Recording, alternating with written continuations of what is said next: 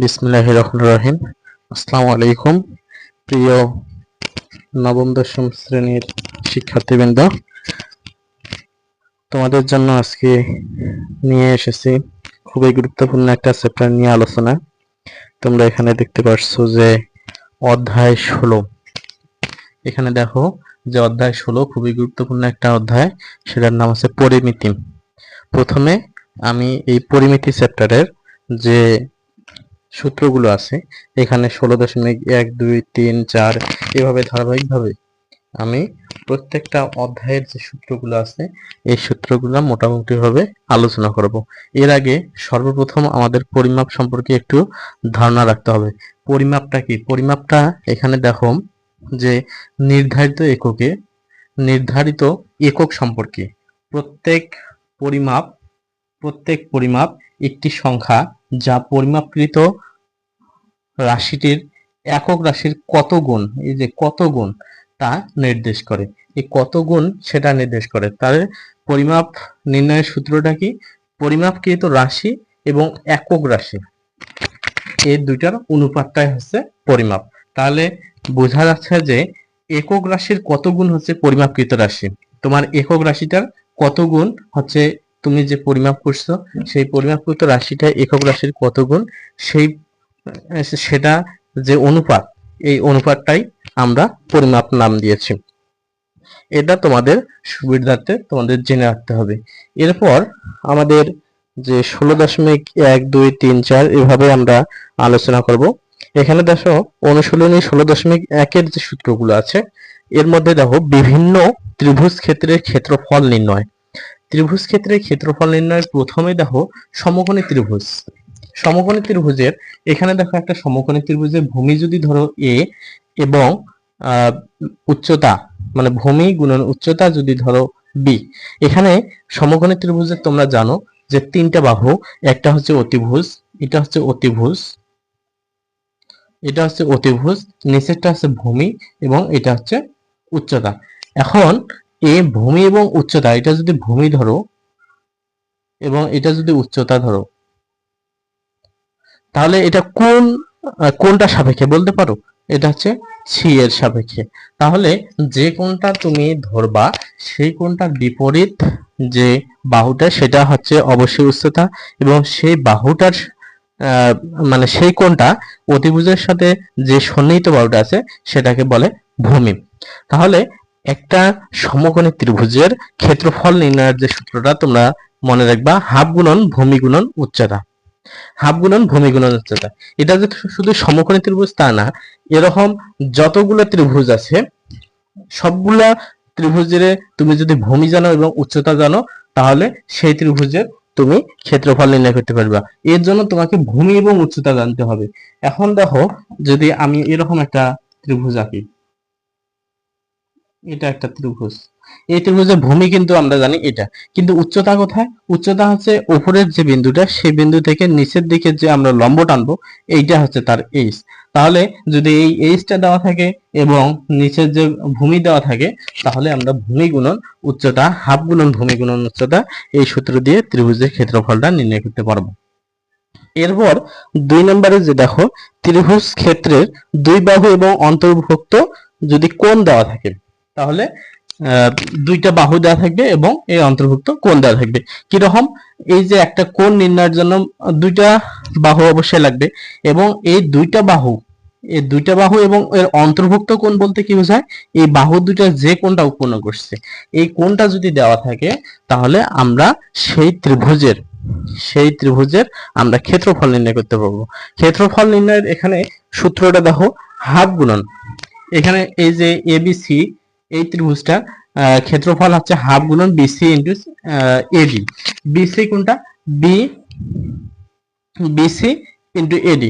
এই যে প্রথমে বলছিলাম যে হাফ গুণন ভূমি হচ্ছে এ এবং উচ্চতা যদি এইচ দেওয়া থাকে তাহলে হাফ গুণন ভূমি গুণন উচ্চতা, এই সূত্র দিয়ে তুমি ক্ষেত্রফল নির্ণয় করতে পারবা। কিন্তু যদি তোমাদের দেওয়া না থাকে,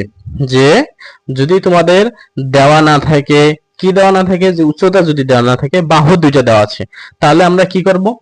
এই যে ধরো এটা এ, এটা যদি বি হয়, এই এ এবং বি বাহুটা দেওয়া আছে এবং এর অন্তর্ভুক্ত কোণ কি? অবশ্যই সি। এটা যদি দেওয়া থাকে তাহলে এই সূত্র হচ্ছে half into A B sign C. এখানে সাইন এবং যে কোণটা দেওয়া থাকবে সেই কোণের মানটা তুমি এখানে বসাই দিবা। তাহলে যদি এখন তোমার এ এবং সি দেওয়া থাকে তাহলে অবশ্যই half into A C sine B, এবং বিসি যদি দেওয়া থাকে তাহলে তুমি বলবা যে half into BC sine A. আশা করি তোমরা এই বিষয়টা বুঝতে পারছো। তাহলে এক কথায় আমরা যদি বলতে পারি যে দুইটা বাহু এবং এর অন্তর্ভুক্ত কোণ যদি দেওয়া থাকে তাহলে আমরা সেটা নির্ণয় করব হাফ ইন্টু বাহুদ্বয়ের গুণফল, এবং সেই যে কোণটা দেওয়া থাকবে অন্তর্ভুক্ত কোণ সেই কোণটার সাইনের মানের গুণফলের সমান। এরপর আমরা যদি দেখি তিনটা বাহু দেওয়া আছে, ত্রিভুজের তিনটা বাহুই দেওয়া আছে। দেখো এখানে যে এই যে এ বি সি এটা একটা ত্রিভুজ, এই ত্রিভুজের এ বাহু দেওয়া আছে নিচেরটা, বি বাহু দেওয়া আছে এবং সি বাহু দেওয়া আছে, এবং দেখো যে উচ্চতা এখানে যদি এইচ ধরি, উচ্চতা এইচ ধরি, এখন এই উচ্চতা বলতে আমি কি বুঝাইছি যে উপরে একটা বিন্দু থেকে, উপরের শীর্ষবিন্দু থেকে নিচের দিকে যে বাহুটা আছে এই বাহুটার উপর লম্ব দূরত্বটা হচ্ছে তার উচ্চতা। এখন আমরা যদি একটা কাজ করি যে মনে করো যে যে লম্ব দূরত্বের যে পাদবিন্দু, এই লম্বর যে পাদবিন্দু এটা বি বিন্দু থেকে এক্স দূরত্বে অবস্থিত, তাহলে অবশ্যই এই যে সি থেকে এ মাইনাস এক্স দূরত্বে অবস্থিত, কারণ পুরোটাই হচ্ছে এক্স, এটা মানে পুরোটাই হচ্ছে এ, বি থেকে যদি এক্স দূরত্ব হয় তাহলে অবশ্যই সি থেকে এ মাইনাস এক্স দূরত্ব হবে। এখন তোমাদের অনেক সময় কি বলে থাকে যে এই এক্স এর মান কত, এক্স এর মান কত, এই এক্স এর মানের জন্য তোমরা একটা মনে রাখবা যে এই এক্স এর মান হচ্ছে, এক্স এর মান এইটা C square plus A square minus B square by 2a। তাহলে বোঝা যাচ্ছে যে ত্রিভুজটা যদি এরকম হয়, ত্রিভুজটা এরকম, এটা পুরাটাই হচ্ছে এ, এটা সাপোজ বি, এটা হচ্ছে সি, লম্ব দূরত্ব উপরে এ, এটা বি এবং এটা সি। আরেকটা জিনিস এখানে মনে রাখবা যে তোমরা যে বাহুটা, এই বাহুটা এখানে এ দিতে পারো, এখানে এ দিতে পারো, এখানে এ দিতে পারো, কিন্তু একটা জিনিস মাথায় রাখবা যে বাহুটা তুমি ইন্ডিকেট করবা যে ক্যাপিটাল স্মল এ, তার বিপরীত কোণটা অবশ্যই ক্যাপিটাল এ হবে, এবং বি কোণের বিপরীত বাহুটা বি হবে, সি কোণের বিপরীত বাহুটা সি হবে। এটা তোমরা একটু মাথায় রাখবা। এরপর আমরা যে উচ্চতা ধরলাম যে লম্ব দূরত্ব উপরের যে বিন্দুটা থেকে লম্ব দূরত্ব এটা ডি বিন্দুতে যদি সেট করে তাহলে বিডি হচ্ছে এক্স আর সিডি হচ্ছে এ মাইনাস এক্স। তাহলে এই এক্স সমান হচ্ছে এক্স সমান C square plus A square minus B square, C square plus A square minus B square by 2b। এটা হচ্ছে এক্স। এখন এক্স এর মান যদি তুমি জানো তাহলে সিডির দূরত্বটা কি হবে, এ মাইনাস এক্স। এটা আমরা খুব সুন্দরভাবে জানতে পারবো। এরপর দেখো যে আমাদের মেইন যে কথাটা সেটা হচ্ছে এই ত্রিভুজের ক্ষেত্রফল। এই ত্রিভুজের ক্ষেত্রফল নির্ণয়ের সূত্রটা হচ্ছে এই যে এটা S root over s into s minus a into s minus b into s minus c। এখানে একটা জিনিস তোমরা মনে রাখবা, এই s কিন্তু পরিসীমার অর্ধেক, পরিসীমা বাই 2, পরিসীমা বাই 2। এই s কিন্তু হচ্ছে পরিসীমা বাই 2, অর্থাৎ পরিসীমা বলতে কি বোঝায়, a plus b plus c by 2, a plus b plus c by 2 এর মানটাই হচ্ছে s। আরেকটা এখানে জিনিস তোমরা দেখবা যে তোমাদের যদি উচ্চতাটা বের করতে বলে, এই উচ্চতা সমান কিন্তু ডি, ডি সমান এই সূত্রটা 2/a root over s into s minus a into s minus b into s minus c। এইটা হচ্ছে তোমার সেই উচ্চতা। এইটুকুন তোমরা একটু খুব সুন্দরভাবে মনে রাখবা। এটা হচ্ছে একটু গোজামিল তোমাদের মধ্যে লেগে যায়। এরপর আমরা খুব সহজের দিকে যাচ্ছি।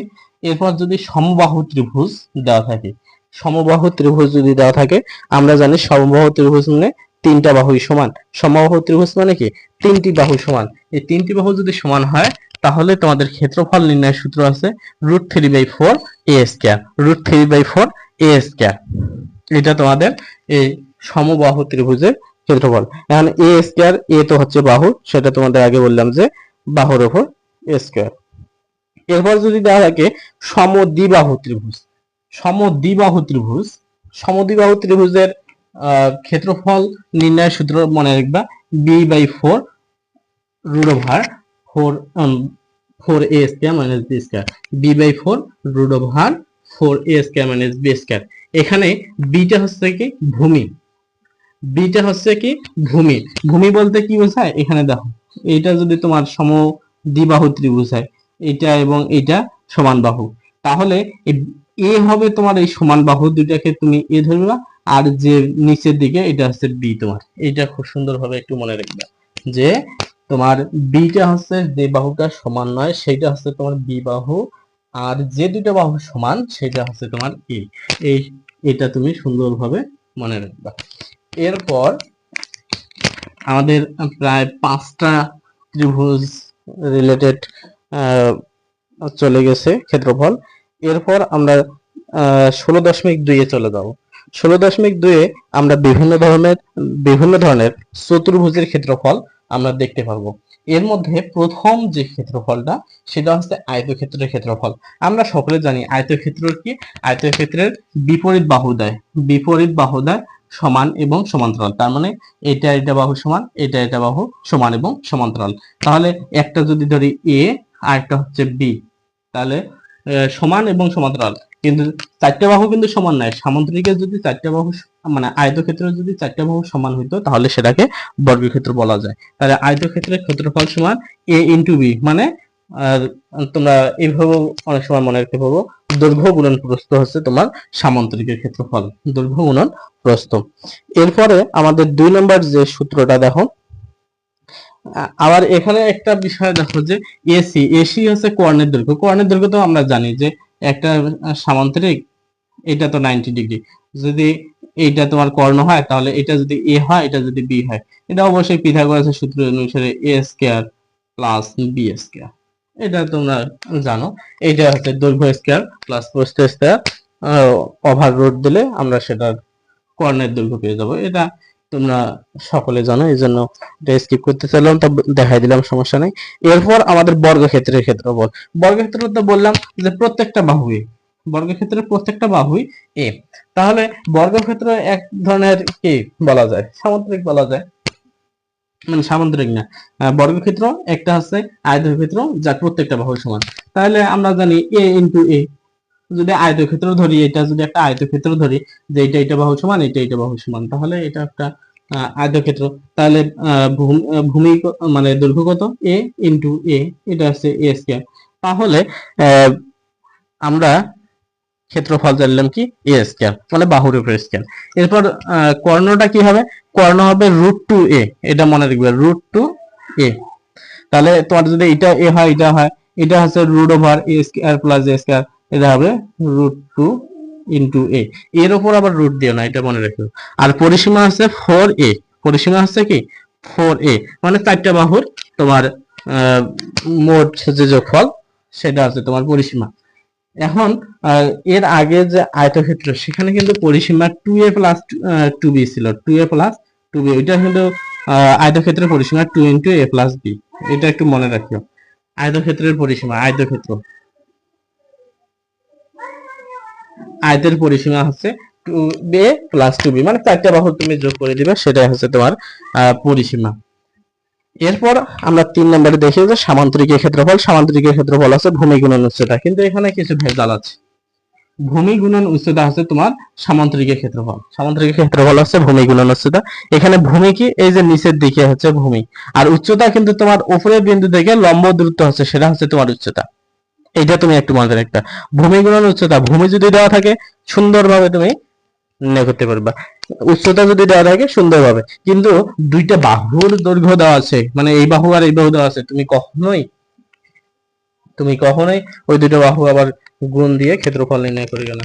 এর জন্য আমাদের কি করতে হবে, নিচের দিকে 2 নম্বরে দেখতেছি যে একটি কর্ণের দৈর্ঘ্য দেওয়া আছে, একটি কর্ণের দৈর্ঘ্য এবং ওই কর্ণের বিপরীত কৌণিক বিন্দু থেকে উক্ত কর্ণের ওপর অঙ্কিত লম্বের দৈর্ঘ্য দেওয়া আছে। তার মানে কি, এখানে দেখো যে এই সামান্তরিক, এটা কিন্তু একটা সামান্তরিক, এই সামান্তরিকের একটা কর্ণ দেওয়া আছে কি ডি, একটা কর্ণ দেওয়া আছে ডি, এবং ওই কর্ণ থেকে এর বিপরীত একটা বিন্দু, এই বিন্দু থেকে লম্ব দূরত্ব দেওয়া আছে এইচ ড্যাশ। এটা কিন্তু এইচ ড্যাশ, এইচ দিলে উচ্চতা হইতো, আর এইচ ড্যাশ মানে হচ্ছে কি, এখানে বুঝাইছে যে তোমার কর্ণটার লম্ব দূরত্ব, মানে লম্ব দূরত্ব। তাহলে এইভাবে যদি হয় যে একটা কর্ণ দেওয়া আছে এবং ওই কর্ণের লম্ব দূরত্ব দেওয়া আছে, তাহলে সেই দুইটা গুণ করেও কিন্তু আমরা সামান্তরিকের ক্ষেত্রফল নির্ণয় করতে পারি। এরপর দেখো আমি একটু মানে খুব সুন্দরভাবে আলোচনা করতেছি। এরপর হচ্ছে রম্বস। রম্বসের দেখা যায় যে প্রত্যেকটা বাহু সমান, প্রত্যেকটা বাহু কিন্তু সমান, এবং দেখা যায় এই রম্বস নিয়ে বেশ কিছু আলোচনা আছে। তাহলে এই রম্বসের পরিসীমা কি, পরিসীমা কিন্তু ফোরে, পরিসীমা হচ্ছে ফোরে, কারণ চারটা বাহু সমান।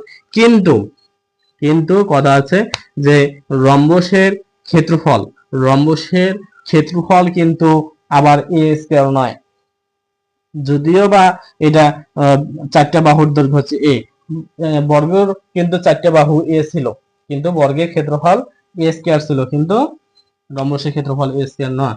রম্বসের ক্ষেত্রফল কি, তোমার যদি কর্ণ দুটো দেওয়া থাকে, কর্ণদ্বয়ের গুণফল তার অর্ধেক, কর্ণদ্বয়ের গুণফলের অর্ধেক হচ্ছে তোমার রম্বসের ক্ষেত্রফল। এরপর একটু দেখো যে এর রম্বসের যে কর্ণদ্বয় আছে, এই কর্ণদ্বয় অবশ্যই পরস্পরকে দ্বিখণ্ডিত করে, পরস্পরকে দ্বিখণ্ডিত করে। শুধু যে দ্বিখণ্ডিত করে তা না, এরা প্রত্যেকটা 90 ডিগ্রি অ্যাঙ্গেলে দ্বিখণ্ডিত করে, এটা একটু মাথায় রাখবা। 90 ডিগ্রি অ্যাঙ্গেলে, প্রত্যেকটা 90 ডিগ্রি, প্রত্যেকটা 90 ডিগ্রি, 90 ডিগ্রি অ্যাঙ্গেলে কিন্তু সমদ্বিখণ্ডিত করে। তাহলে আমরা জানলাম যে একটা রম্বসের যদি দুইটা কর্ণ দেওয়া থাকে, এই কর্ণদ্বয়ের গুণফল ইনটু বাই 2 হচ্ছে তোমার কর্ণদ্বয়ের মানে রম্বসের ক্ষেত্রফল। এরপর আমরা 5 নম্বরে দেখি ট্রাপিজিয়াম।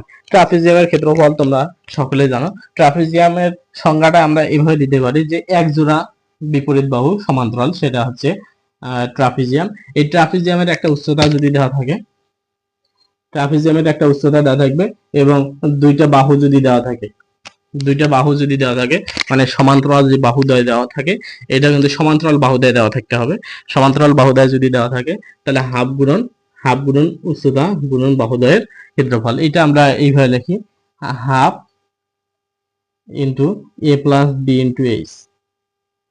এইভাবে আমরা ট্রাপিজিয়ামের ক্ষেত্রফলটা নির্ণয় করতে পারি। যেভাবে আর কি তোমাদের সুবিধা হয় সেভাবে তোমরা নির্ণয় করবার, সমস্যা নাই।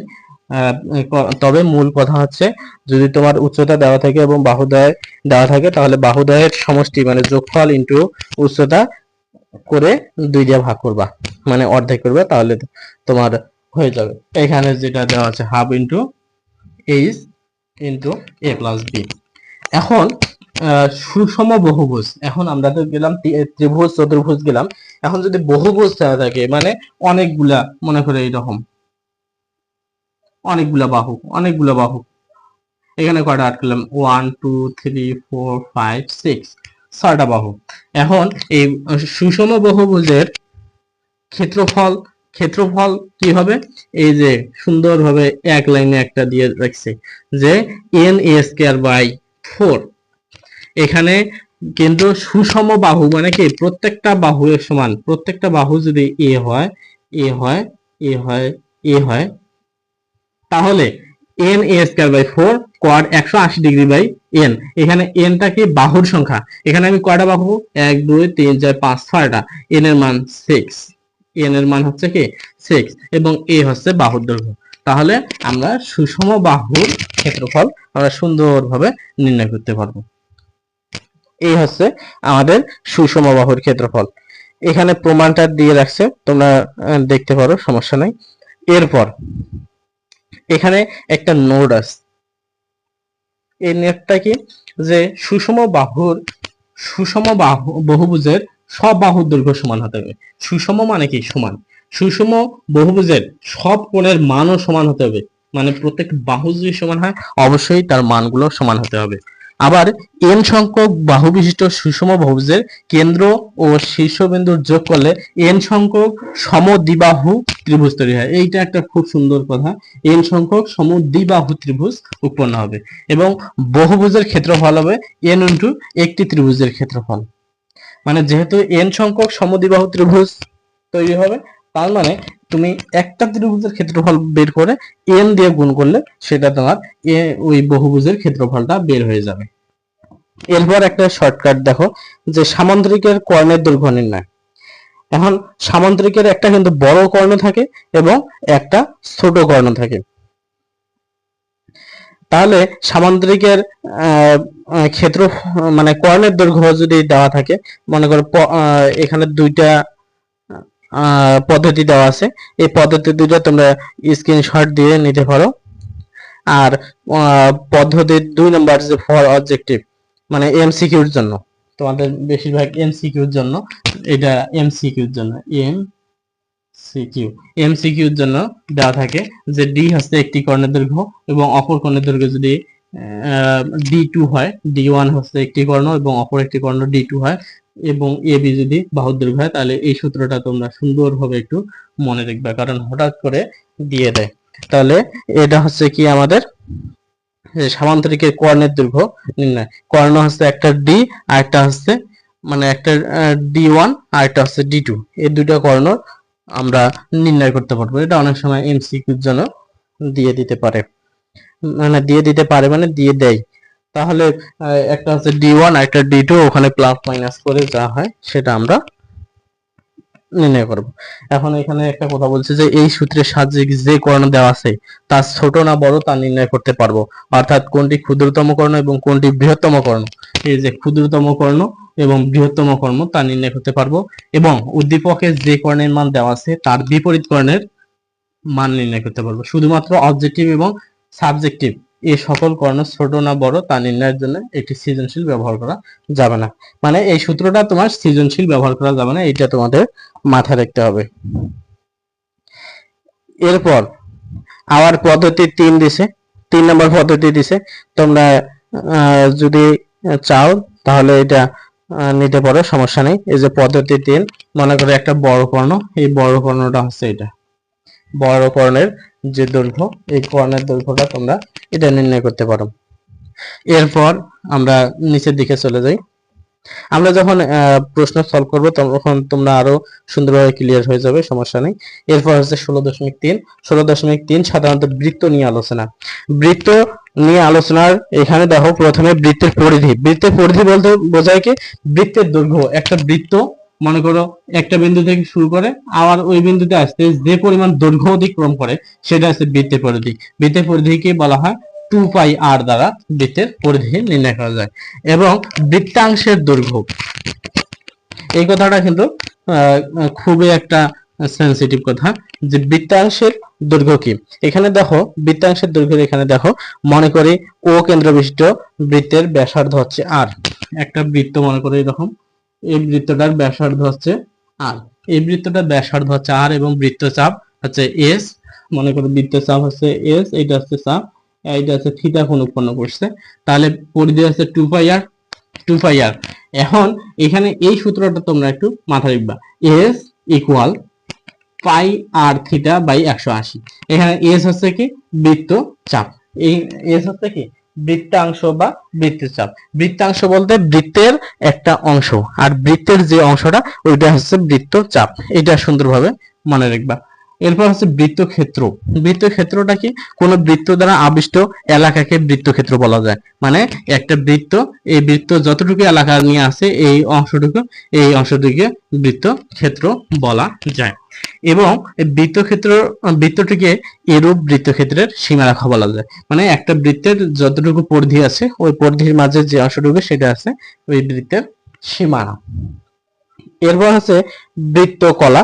এগুলা তোমরা বইয়ে আছে, সুন্দরভাবে দেখে নিবে যে একটি চাপ এবং চাপের প্রান্ত বিন্দু সংশ্লিষ্ট ব্যাসার্ধ দ্বারা পরিবেষ্টিত ক্ষেত্রকে বৃত্তের চাপ বলা হয়। মনে করে এই অংশটুকু আছে বৃত্তকলা, মানে বৃত্তের চাপ চাপ মানে কি, এই যে এই অংশটুকু হচ্ছে চাপ, এই অংশটুকু চাপ, এবং চাপের প্রান্তে বিন্দু সংশ্লিষ্ট ব্যাসার্ধ দ্বারা বেষ্টিত ক্ষেত্রকে বৃত্তকলা বলে হয়ে থাকে। ঠিক আছে, এখন এই এটা একটা সম্পর্ক আছে যে বৃত্তকলার ক্ষেত্রফল, মনে করো একটা বৃত্ত, এই মনে করো একটা বৃত্ত, এই বৃত্তকলা বলতে কি বোঝায়, এই আর এবং এর চাপ যদি ধরো এই এস, এইটুকুন, এইটুকুন অংশের ক্ষেত্রফল কি হবে, এইটুকু অংশের ক্ষেত্রফল হবে theta by 360 pi R square. Theta কিন্তু আছে এই এখানে যে থিটাটা উৎপন্ন হয়েছে এটা হচ্ছে থিটা, তাহলে theta by 360, theta by 360 pi R square, এটা হচ্ছে তোমার এই বৃত্তকলার ক্ষেত্রফল। এই বৃত্ত নিয়ে আপাতত এইটুকুই কথাবার্তা। এরপর আমরা আরো বৃত্ত নিয়ে জানবো, সমস্যা নাই। একটা এখানে তথ্য দিয়ে রাখি যে এটা যদি আর ব্যাসার্ধ হয় এবং এস দ্রুত অতিক্রম করে কত থিটা, তাহলে এস ইকুয়াল, এখানে এস ইকুয়াল আর থিটা, আর থিটা, এখানে থিটার মানটা কিন্তু রেডিয়ানে হয়, মানে রেডিয়ানে হয়, রেডিয়ান হয়তো তোমরা এখনো জানো না, তবে এটা একটু মনে রাখো, সমস্যা নাই, তোমরা হায়ার ম্যাথে জানতে পারবা, বা আমরা যখন সমস্যা সলভ করব যদি প্রশ্ন আসে তাহলে আমরা সলভ করব, সমস্যা নাই। এরপর 16.4 যদি আমরা যাই, 16.4 আয়তাকার ঘনবস্তু, মানে এখানে ঘনবস্তু নিয়ে তোমাদের আলোচনা করা হয়েছে।